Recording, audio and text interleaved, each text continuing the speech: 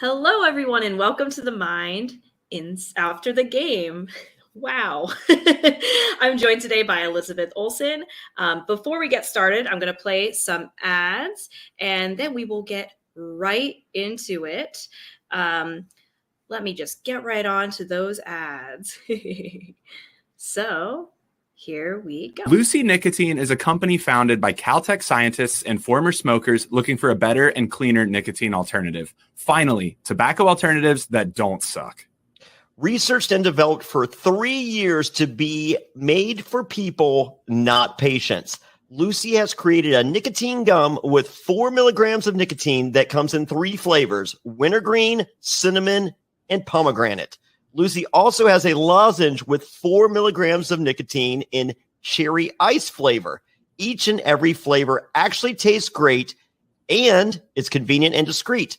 Products can be enjoyed anywhere, on flights, at work, on the go, or even in the gym. I am so happy that Lucy is sponsoring us. Ever since they came on board, I have gotten no less than 5 of my friends transitioned over to Lucy and put their cigarettes down. They like the gum. I'm used to seeing the packages all around. This stuff is great, and it's really helping people make much healthier choices. So get on board and join the Lucy movement. Hey, it's 2021. Get rid of your cigarettes, unplug your vape, throw out your dip, and get some Lucy nicotine gum or lozenges. This is the real deal. A subscription to Lucy comes directly to your door each month. It's so simple that you don't even have to leave your house because Lucy has delivery down. Reality NSFW listeners, go to lucy.co and use promo code SURVIVOR to get 20% off all products, including gum or lozenges. That's lucy.co and use promo code SURVIVOR at checkout. Also, I have to give this disclaimer. Warning, this product contains nicotine derived from tobacco. Nicotine is an addictive chemical.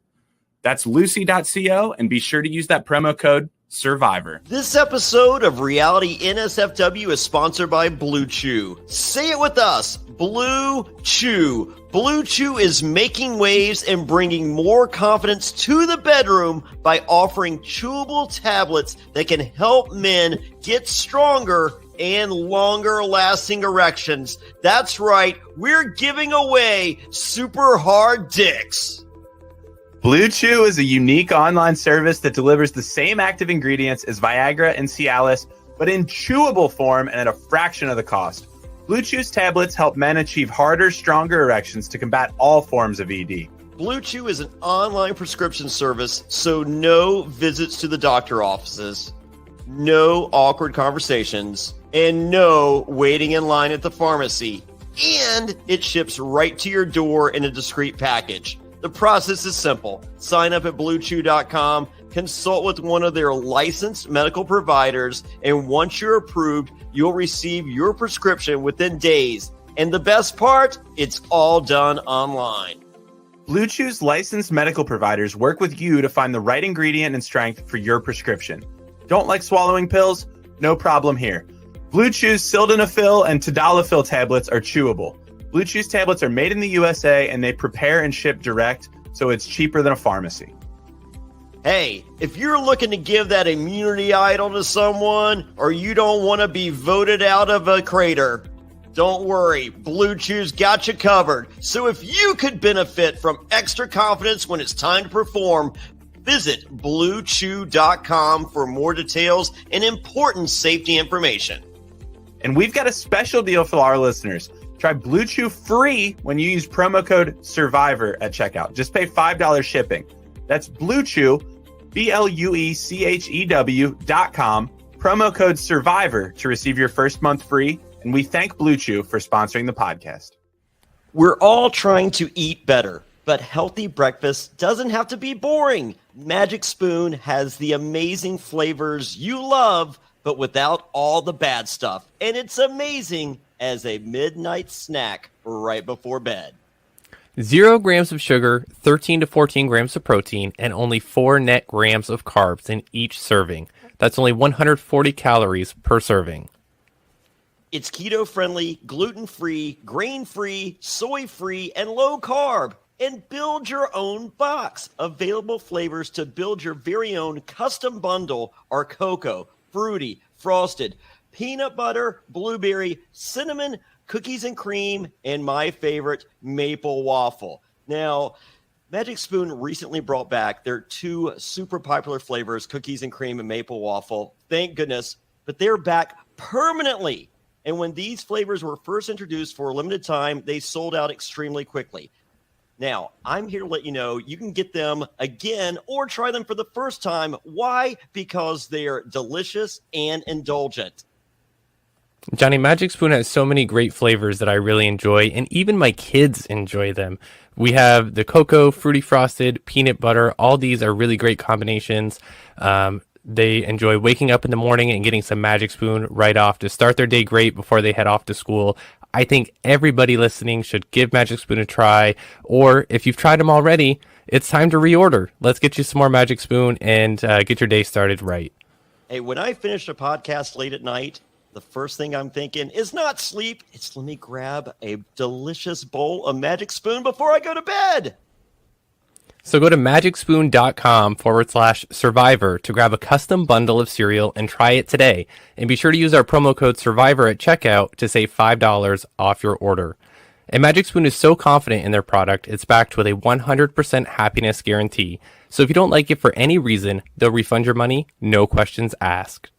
Remember to get your next delicious bowl of guilt-free cereal at magicspoon.com/survivor and use the code SURVIVOR to save $5 off. Thank you, Magic Spoon, for sponsoring this podcast.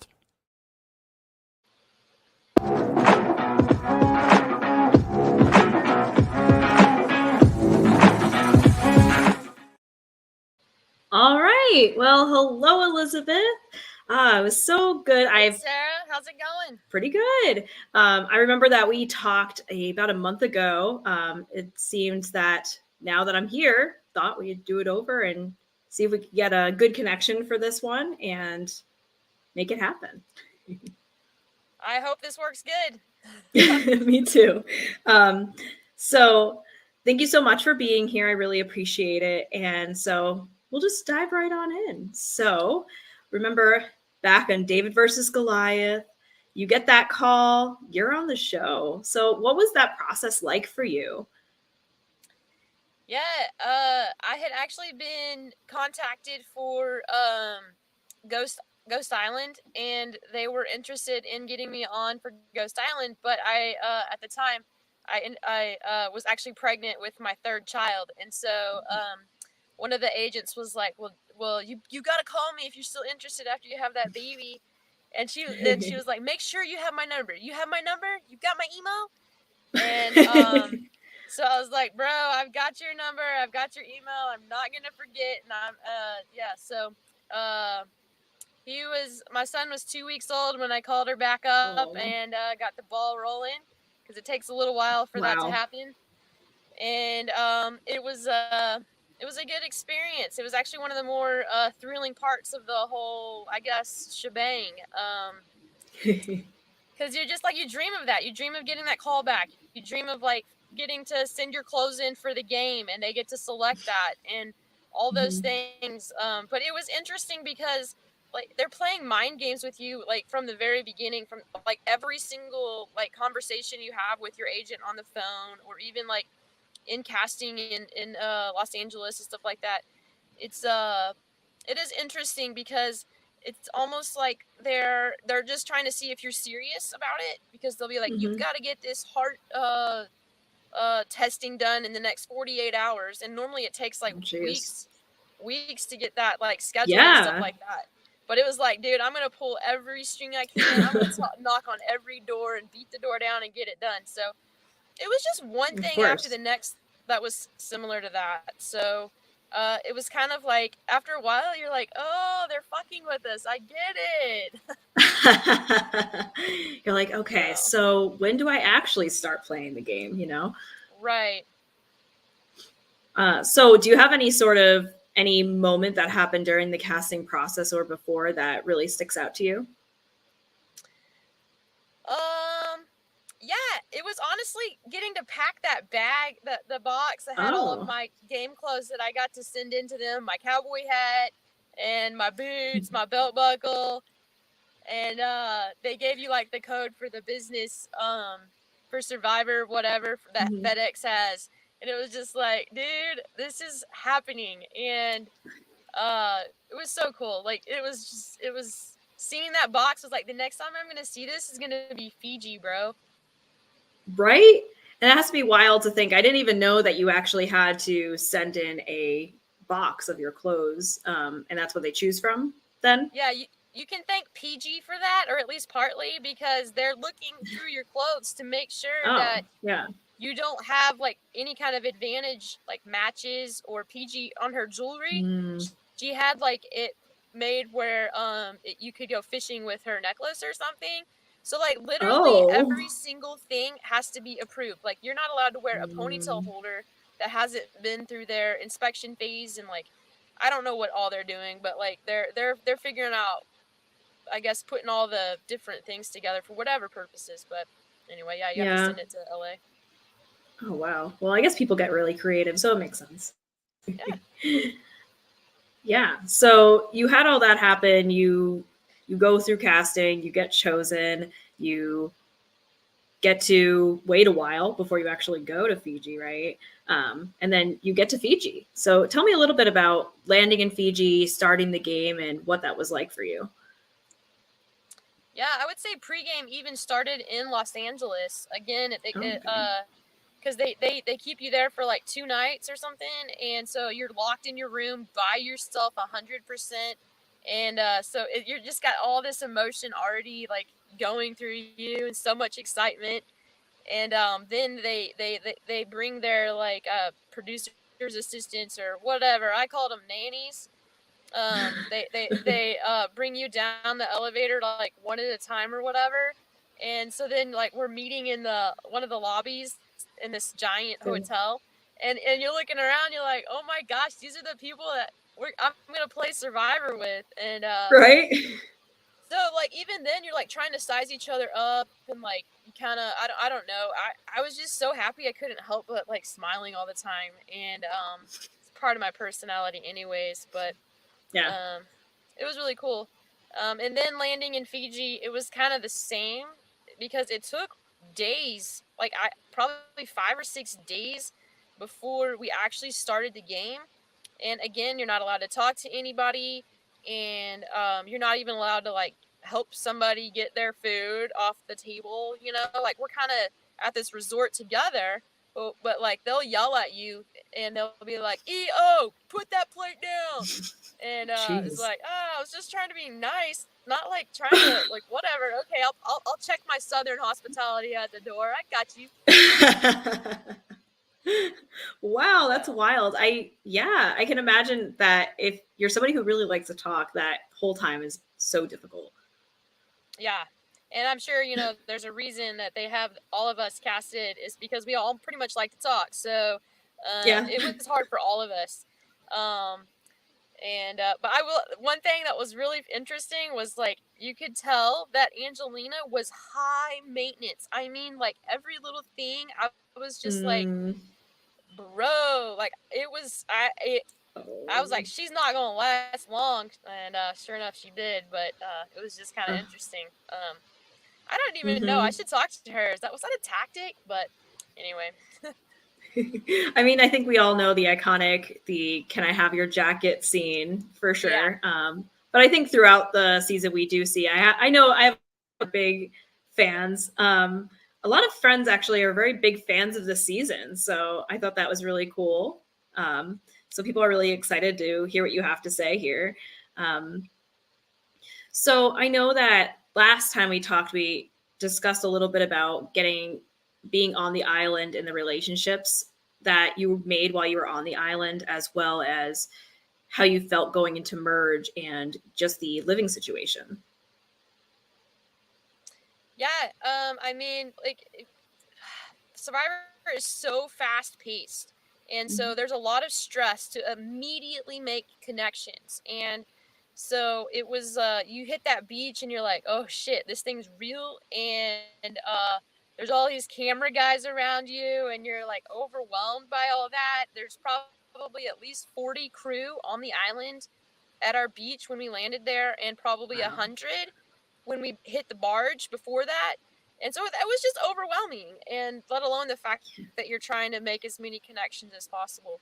But yeah, I was so fortunate because I immediately made several connections right off the bat. Like, Cool.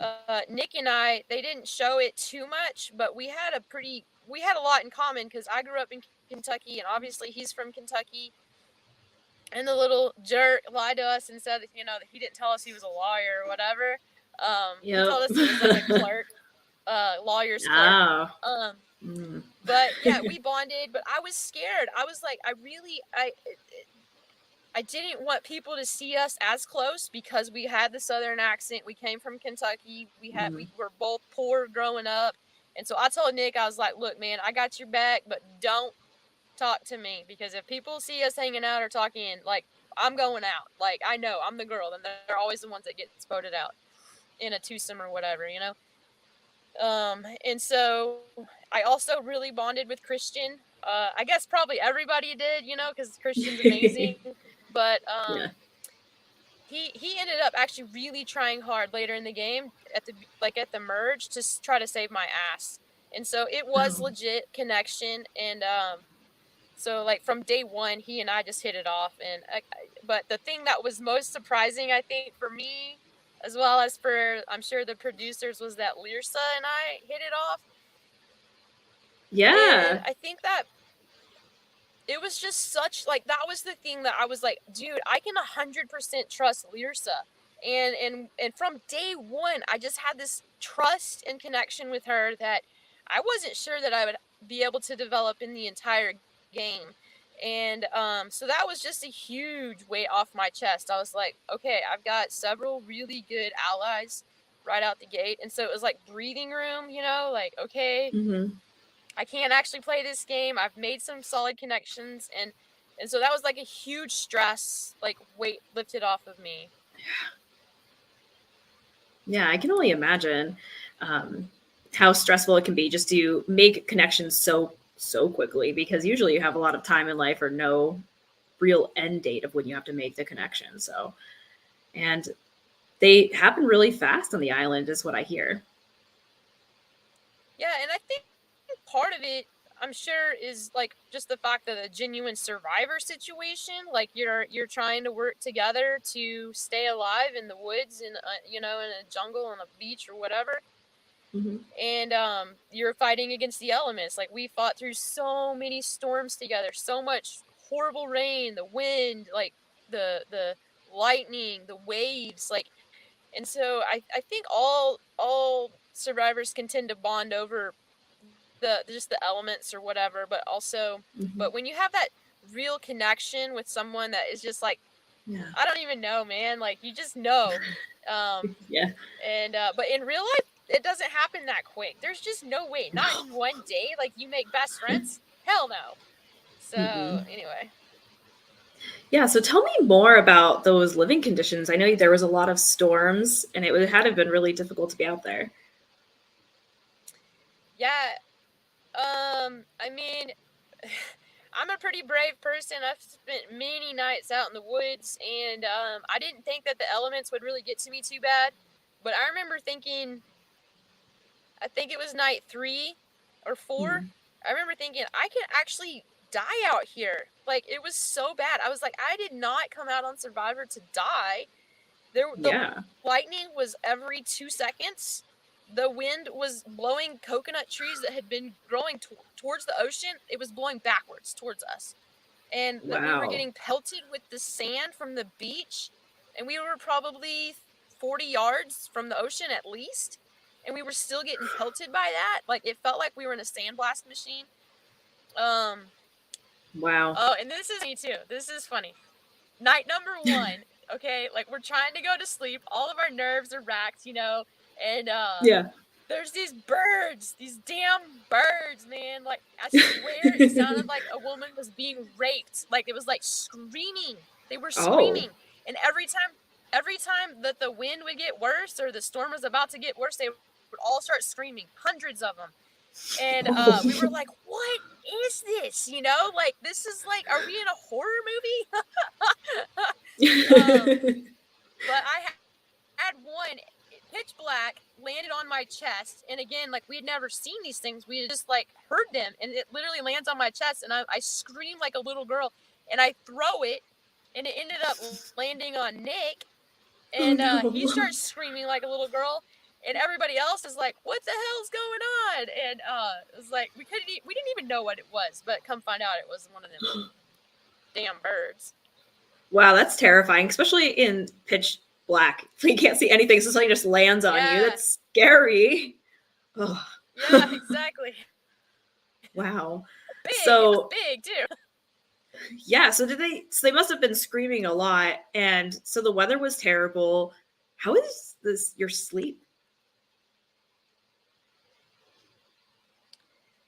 Yeah, I mean, I think every survivor has their own, like, experience of what was the most difficult for them, whether that was paranoia or missing their family, or the lack of food, or the lack of sleep, or the lack of having someone to, like, bounce ideas off of, or, you know, whatever it is. Like, there's something that everybody struggles with, maybe more than the next person.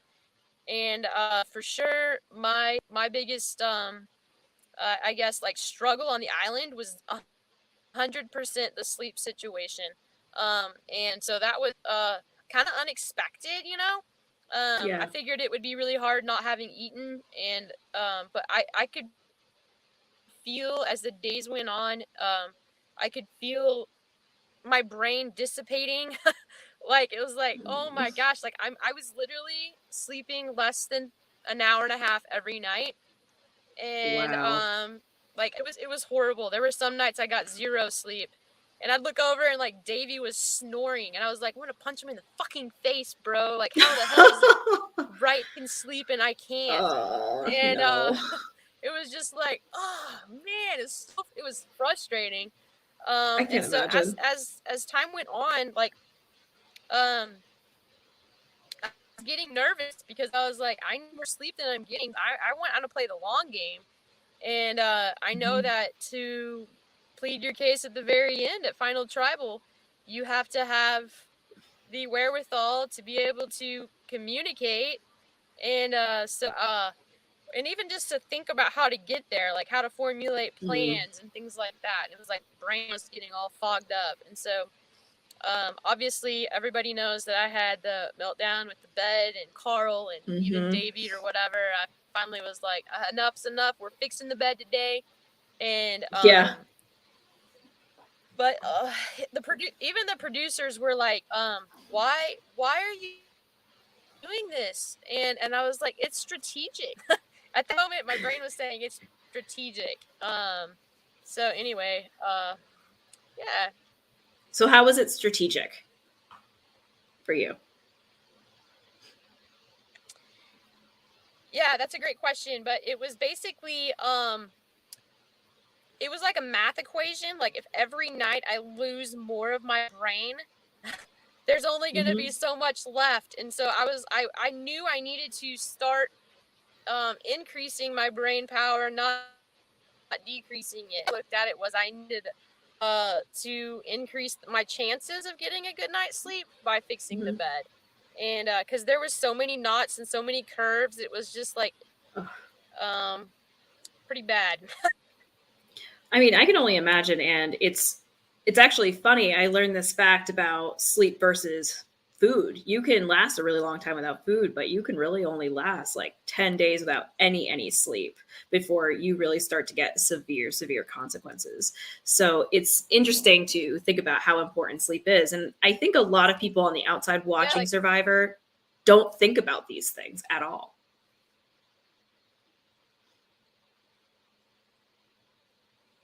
Yeah, hands down. You wouldn't think about that sitting on your couch at home, like, oh my gosh, it's not just that they're starving, but it's that they're facing the elements that we, maybe a little less thought of as far as like sleeping or whatever. Of course. So it has to be so hard. And then the hardest part is you got voted out, and then you had to then live your life after this game. So I want you to tell me a little bit about that. Can you maybe start from when you got voted out? Yeah.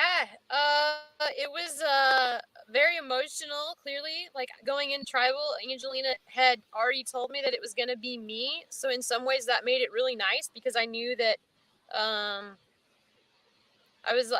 knew, dude, it was 100% that I was going home. And so I obviously went into my last tribal, being like, okay, like, we got to get Angelina out. Like, that's the only chance I have, is to, like, show everybody that she betrayed them and their trust by coming to me. And but I think it was very hurtful in the fact that, like, all my Davids voted for me. Like, I received the most votes of anybody in one single tribal council ever, and it was completely unnecessary from my perspective. It's like, dude, they had the numbers. Why would you have to, like, add salt to the injury? But I didn't realize that Carl was the one that was, like, leading that charge.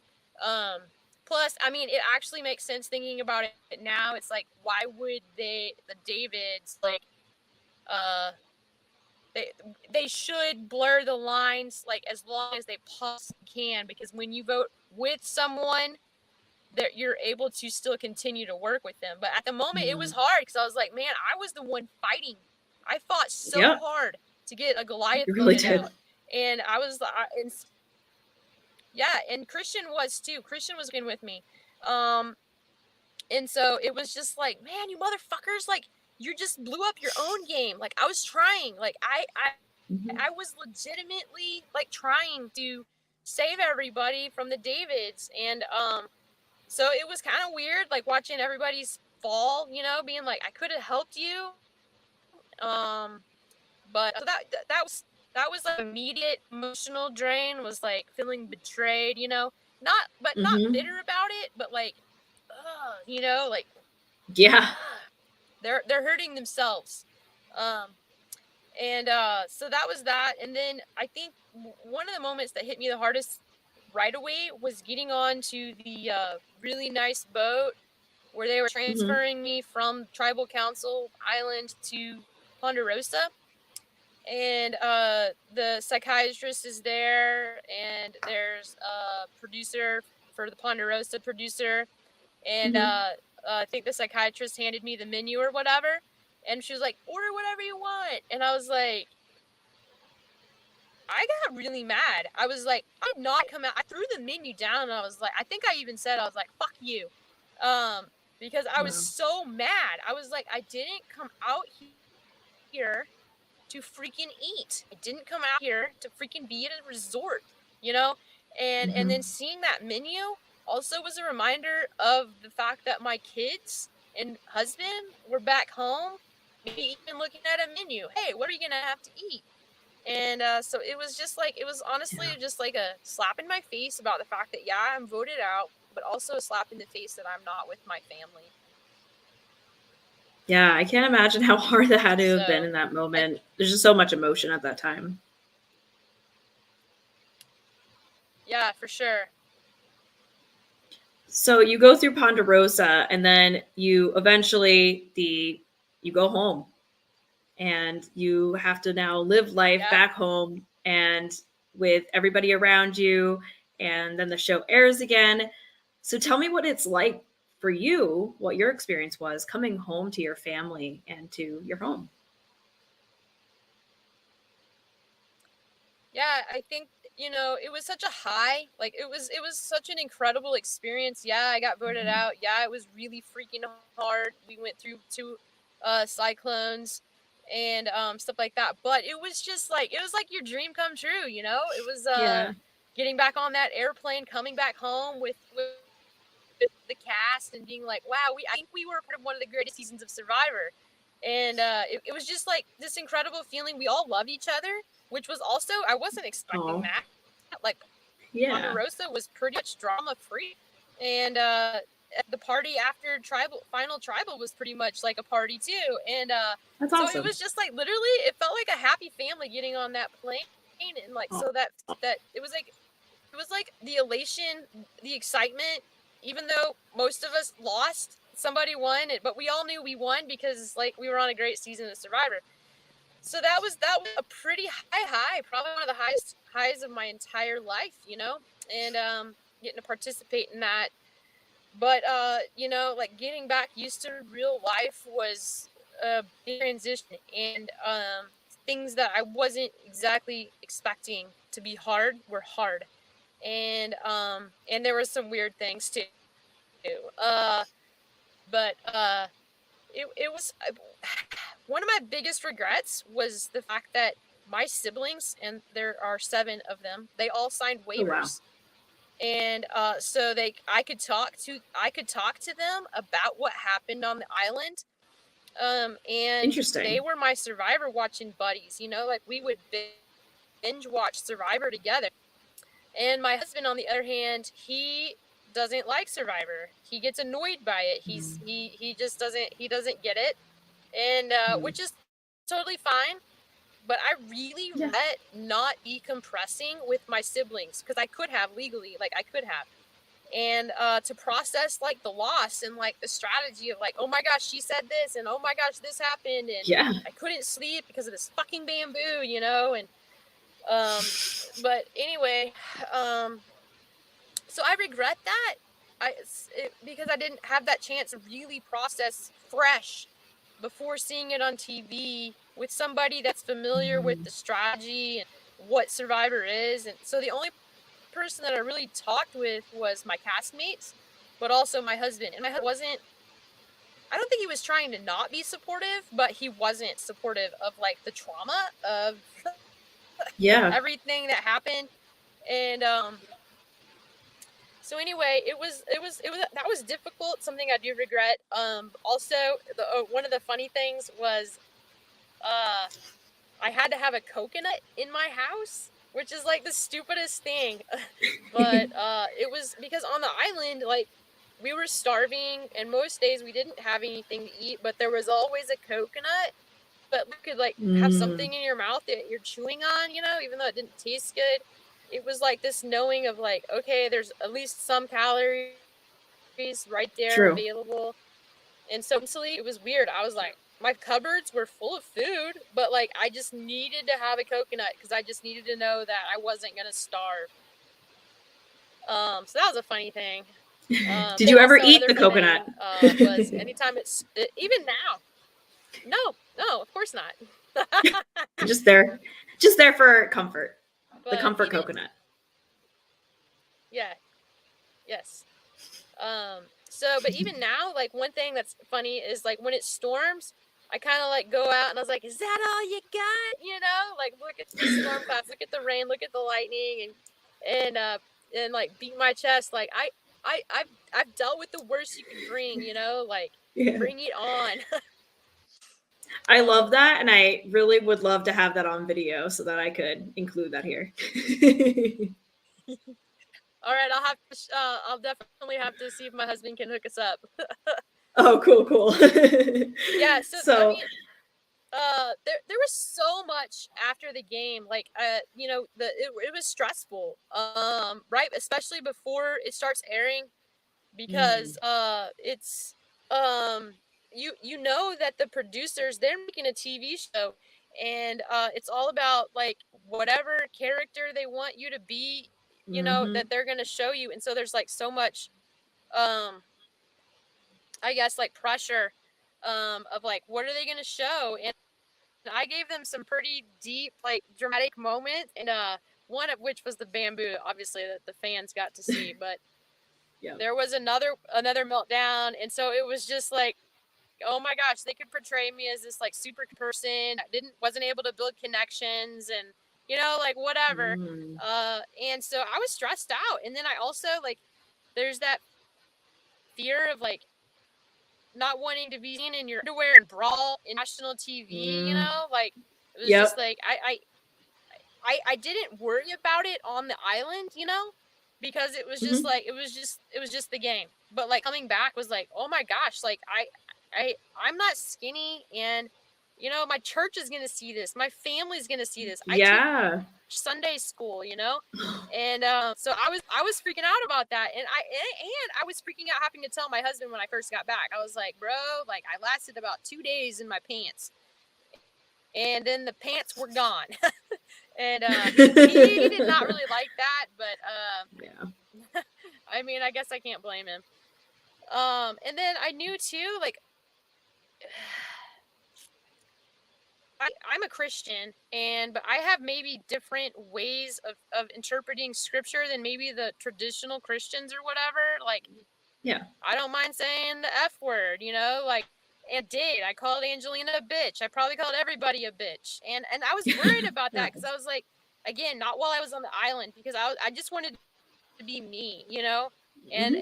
But when I got back, I started freaking out, having anxiety, like, everybody's gonna think I don't love Jesus anymore, and so finally, but the coolest thing happened because of that, because I was like, on the island, I experienced freedom to be myself more than I ever had in my entire life. I didn't have to pretend to be anybody or anything.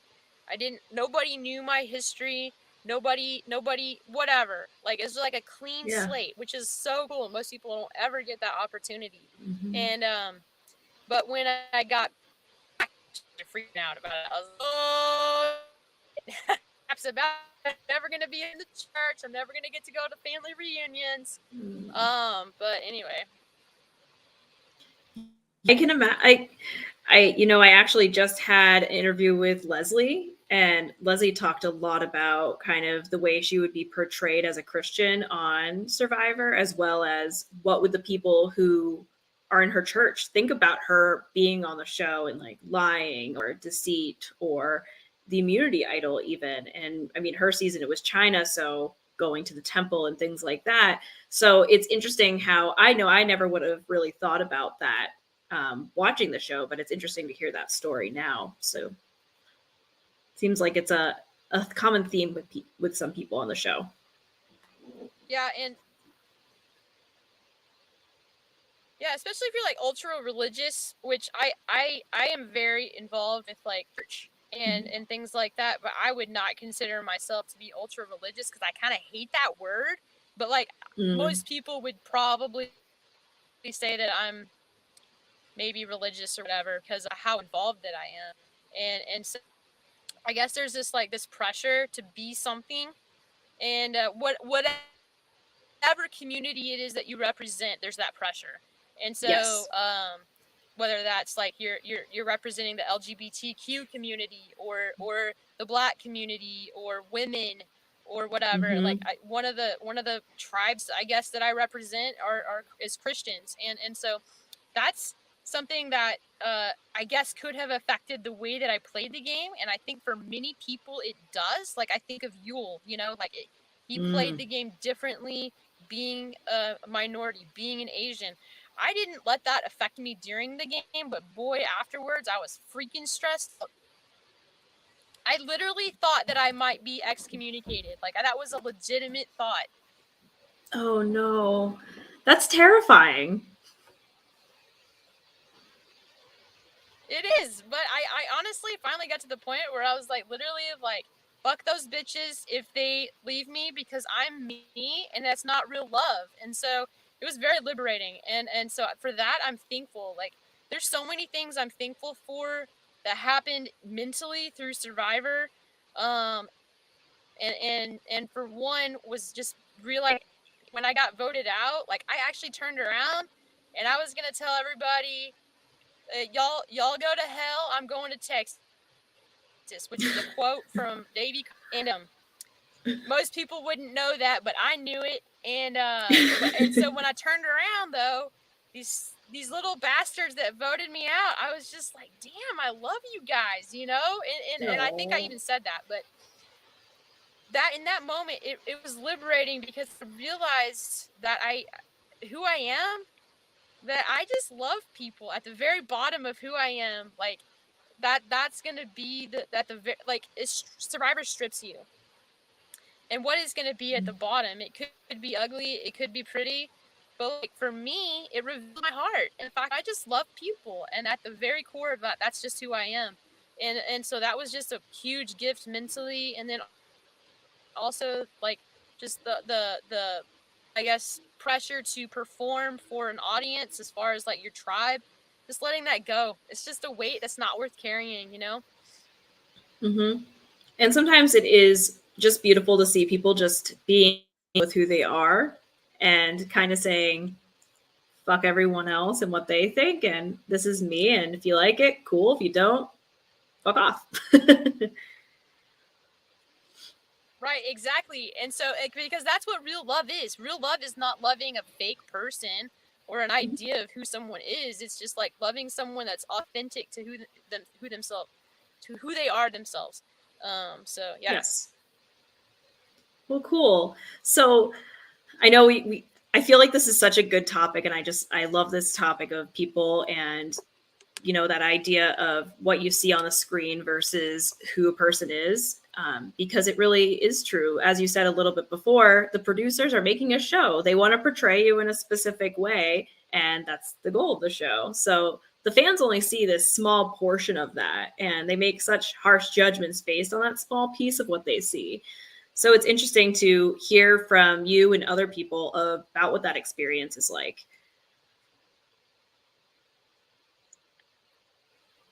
I feel like I got a very generous edit. Jeff Probst loved me, and I'm so glad that he loved me, because it could have been so different. Because I know a lot of people didn't get that same I guess, generous edit, or accurate even. Mm-hmm. Yeah, some people just do not get a good edit, and it's really unfortunate, because I've met a couple people, I've talked to a couple people, and they don't always match their edit. And I think it's just kind of unfortunate that that fans at least don't take into account that there's more to a person than what they see on TV. For sure, for sure. So is there anything else? I know you said there was a couple of weird things about when you would come home. I know you mentioned the going outside and beating your chest with the storm, and then the coconut. Was there anything that you would consider that was weird for you coming home? Yeah. People it's hard to like not interpret people's faces when you go out in public. You're like, wow, are they trying to poke me out? Like, what's their angle? Like, are they looking at me weird? Things like that. So your coworkers, especially, because you know them, and you're like, oh, are you having a bad day, or is it me? Are you talking about me behind your back?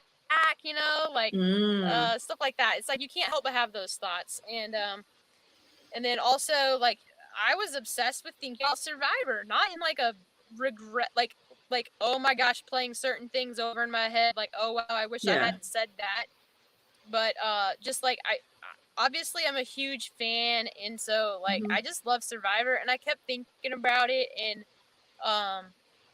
replaying the awesome things, replaying the shitty things, and also just calling my new family, my Survivor buddies, my Survivor family that we, just calling them all the time. And so that was something that I didn't realize, that I was going to literally like gain a whole big family that had this huge bonding experience that only we can understand.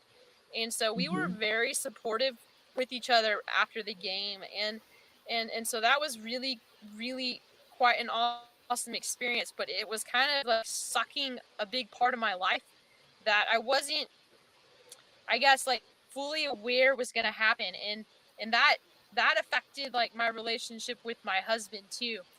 Because he, again, I clearly, if I wasn't expecting that to be obsessed in my head and in my thought and in my like time with Survivor, surely he wasn't thinking that either. And so it was hard for him. The transition afterwards was very, very hard for him, harder for him than me, because I had this experience he didn't have. He didn't understand. Like, I got set free from some bondage that I'd been having, and I had this new family, and he was like, well, what about your old family? And so like he thought that Survivor, the passion I had in my blood, to like the love that I have for the game and my desire to be in the show, kind of gonna end when I got home. But it was honestly, it was the opposite. Like, I would dream about Survivor. I would literally dream at night, and it was just like waking up thinking about it in the middle of the night, couldn't go back to sleep, calling my buddies, like listening to podcasts or like watching other seasons. And so it was that was a big transition. And I think that at some point I realized, I was like, my husband doesn't have to be like, I guess, understanding of my survivor journey. Like, he doesn't have to be this, like, have a certain response, because I think that was placing on, like, hey, you need to be supportive of me, you need to let me be this way, you know, like, you need to let me experience the joy and the anxiety of, like, seeing myself on TV, like, need to respond this way when I sunk that fucking, like, slingshot thing, like, I want you to be jumping up and down with me, and he wasn't. Yeah. And it was just like, you know, finally I was just like, I was like, you know what, I can let go of that, because I've got other people that are supportive and are understanding of this side of me, this huge part of me. But so that was actually, has taken years to process all of that hurt and I guess miscommunication, Yeah. or for sure expectations. And so that it was, being on Survivor ended up actually being very costly to my marriage. And Wow. so it was kind of unfortunate, but it's just the reality of it. Like, people would recognize me, my husband would get jealous, you know, and he was jealous of my time. And so yeah, that was something that I never really thought about, that being a potential, you know. And so Yeah. and even to this day, we still haven't worked through all of that as a couple. You know? Like, we still go to therapy, and guess what? Survivor comes up somewhat frequent. So, Well, it's a anyway, I mean, it's a pretty big deal, and it's a big change. And yeah, you touched on this a little bit about the trauma. And there is, I was told once about how somebody, I think it was actually Lex, that was saying how the trauma, it's almost like when you go to war, you still have some of that PTSD or some sort of trauma when you come home, because it is a survival. It might be with cameras and people around, but it's still such a different experience than what you experience every day. yeah, for sure. And I think part of it is this, like, very unique experience that is extremely hard. It's so draining, and physically, mentally, emotionally, spiritually, and nobody understands. Like, your family doesn't understand. You don't understand. You're a new person. Like, you can't just leave all that on the island. And let alone the fact that, like, unless you win, you lost. I mean, duh. But, like, that's, you're not gonna go on Survivor if you're expecting to lose. And so, like, you have this huge fucking dream your whole life, or however long this, and so, like, I know I can do this. I know I'm gonna win. And then you have to live with the reality of that not coming through, and being true, and figuring out, oh, well, I guess that's not my destiny. I guess that's not who I am. And so that's hard. That's hard to navigate that. That's traumatic. And it may seem like I'm over dramatizing that, but I'm telling you, it's the truth. It's traumatic to have to deal with that loss. And feeling alone. Nobody understands except the cast.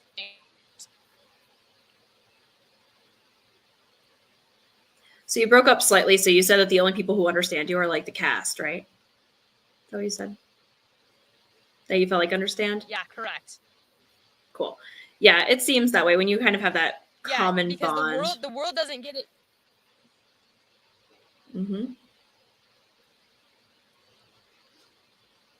Shared experience. Exactly. And I think that's what makes it so powerful in general. And, you know, it brings you to this experience, but it sounds like you wouldn't have had it any other way.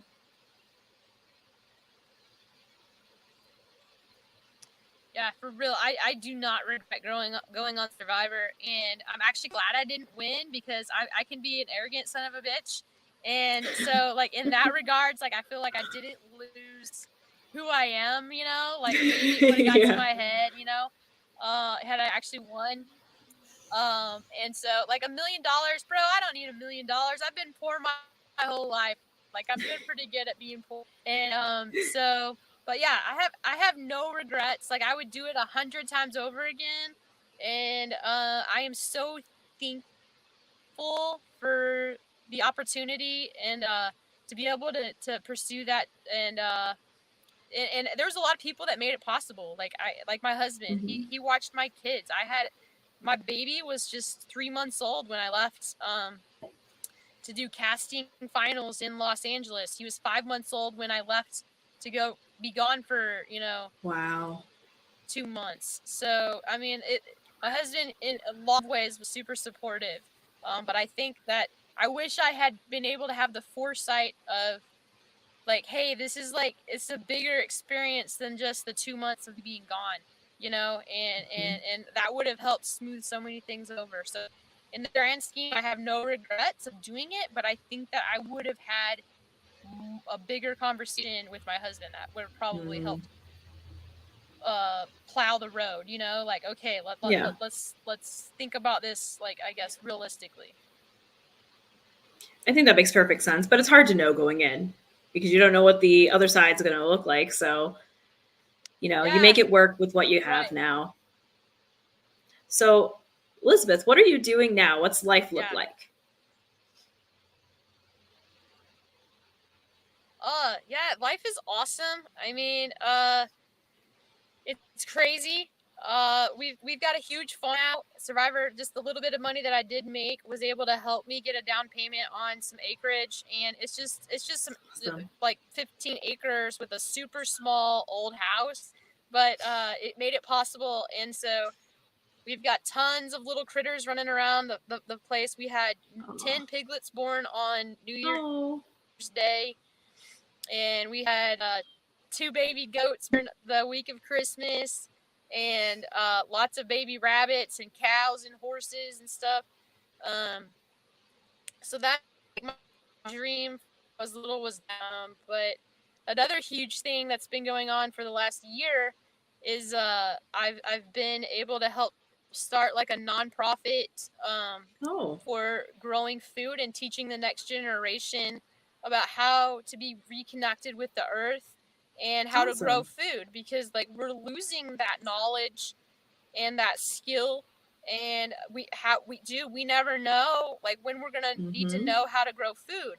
And so like being stranded on an island and having to depend on the earth as the grocery store, not just going down to Walmart, was like a reminder to me how much that like we're dependent on the earth. And so it was just like kind of like stirring in my heart passions that had been there for a long time. And I love teaching, and so it's just kind of combined all of those things into one by doing this huge garden where we're growing food and getting in nature, getting kids' hands dirty, but also like connecting the older generation.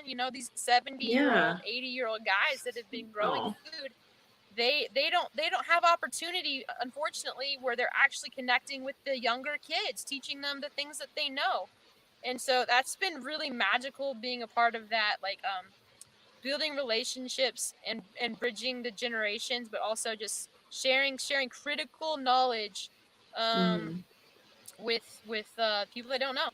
So that's been awesome, like a dream that I've had for a long time kind of coming to fruition. Oh, that's awesome. Well, congratulations on that. That sounds great. Thank you. And I should say that my kids are now 9 and 7 and 4, and being their moms keeps me on my toes all the time. Like my 4-year-old boy is 100% crazy. I joke with Davey Rickenbacker. I'm like, bro, like he's like kind of crazy, like me and Davey. Like if we'd had a baby together, it would be my boy that I have. And so even though obviously that would never happen, but he's my island baby with Davey, bro. Like just the adventure, crazy, like always gets into trouble. Remember Hazel say, "Where's Davey?" Well, I'm always saying that about Shane. Where's Shane? Shane, where are you? So anyway, yeah, my kids are such a joy, and me and my husband are actually doing great. Like we love each other. So good. Hi Kirk, I love you. Oh, well, I'll tell you, Elizabeth, it was awesome to have you here, and second time's a charm, right? So thank you so much for agreeing to do this with me and all the things that you've had to say today. Yeah, my absolute pleasure.